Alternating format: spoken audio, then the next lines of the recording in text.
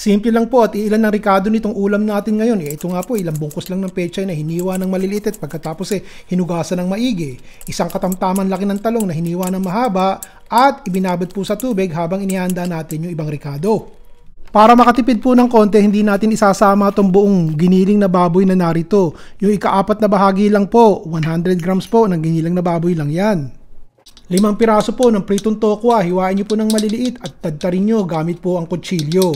Pero mas mainam kung meron po kayo nito isang maliit na food processor dahil talaga pag ipinrocess nyo po ito, talagang parang giniling na baboy na prito na, malutong. Isa pong maliit na lata ng tahore. Ang tahore po ay maalat, kapatid yan ng tause na palagi nating nakikita sa mga lutong Chino. Sinala ko po yung maalat na sabaw at ang itina ko ay 2 bloke. Ngayon, gumamit po ako ng tinidor para po durugin po ang tahore bago natin isama sa nilulutong ulam. Painit po tayo, 2 kutsarang mantika. Buksan na po natin ang kalan. Umpisahan po natin sa bawang. 5 pirasong bawang. Lagyan po natin ng sibuyas. Ilalagay ko na po itong kakarampot na giniling na baboy. Parang 100 grams lang po ire. Huwag lang hindi malagyan. O sige po, papulahin natin ng konti yan. Halo, yun. Mainam siguro habang hinihintay natin pumula itong ating baboy, ilalagay ko na po itong ating piniritong tokwa na ginayat ko. Ayan, madami. So mas maraming tokwa ire.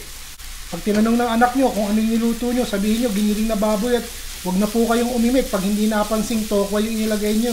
Tipid tayo ng konti Mas maraming tokwa kaysa sa giniling na baboy at sa huli naman hindi na malalasahang tokwa yun.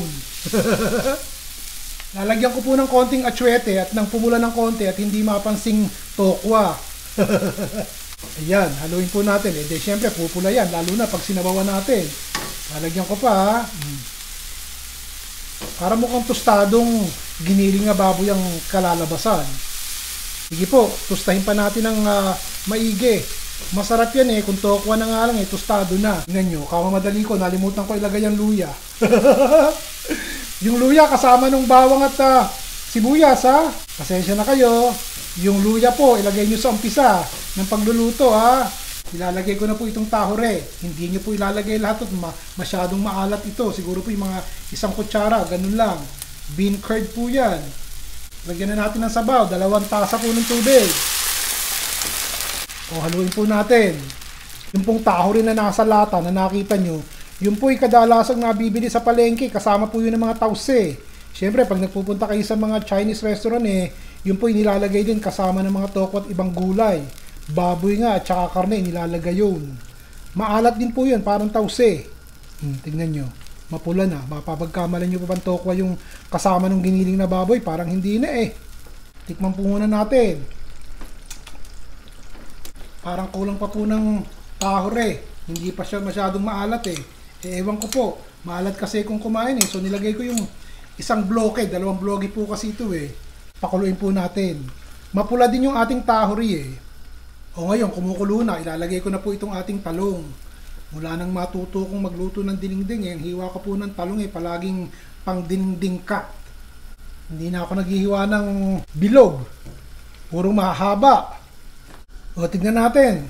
Malambot-lambot na po yung ating talong. Lalagay ko na po ang pechay. Basta siguraduhin nyo, malinis ang pechay nyo At walang mga buhangin. Ayaw nyo syempre ipakain yung pechay nyo ng madumi. Diretso po. Sana pala nauna ko to Yung tangkay ng pechay medyo matigas. Takpan po natin at hayaan nating malantay yung gulay. Hindi ko na po hayaang magkalarot-larot itong ating pechay. Maayos na po ito mga 2 minuto ko lang niluto. Hihinaan ko na po yung apoy Tinikman ko maayos na. Luto na rin pa naman po yung ating talong at hindi naman masyadong overcook yung ating pechay. Ayos na po Ito pong mga ganiri, mga simpleng lutong bahay lang po ang binabahagi ko sa inyo at nang magawa nyo sa bahay. Lalong-lalo na yung mga misis, yung mga kaibigan nating natututo palang magluto at naiinganyo sa mga ulam na ibinabahagi ko. O isa na naman po kung ayaw nyo pong kumain ng bagoong, palitan nyo po ng tahore at ganun din po ang lasa. Hindi nga lang bagoong, may baboy at dinamihan ko ang tokwa. Ano, nagustuhan niyo po ba? Basta wag niyo pong titigilan ang kalalagay ng comment dito sa baba. At yung po'y binabasa ko, kadalasan sa inyo po ako kumukuha ng idea kung ano ang aking lulutuin sa susunod. Si Ron Bilaro po.